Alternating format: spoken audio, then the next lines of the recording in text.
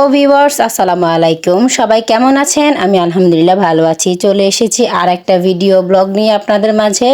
তো আজকের ব্লগটা হচ্ছে আমার নানুকে আমরা নানুর বাড়ির থেকে আসার সময় নিয়ে এসেছি। আমি আরেকটা ভিডিওতে বলেছিলাম। তো বেশ কয়েকদিন আমার নানু আমাদের বাড়িতে ছিল।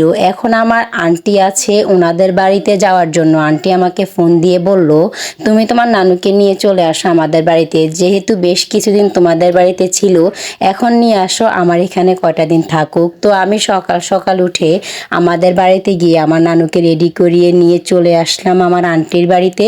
আমি থাকবো না, আমি আমার নানুকে এখানে রেখে চলে যেতে হবে আবার।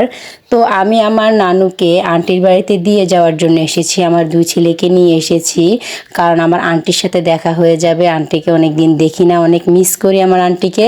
তো চলে আসলাম আন্টির বাড়িতে। এটা হচ্ছে আমার আন্টির বাড়ি পালাখাল। তো আমাদের এখান থেকে বেশ দূর না, অনেকটাই কাছে।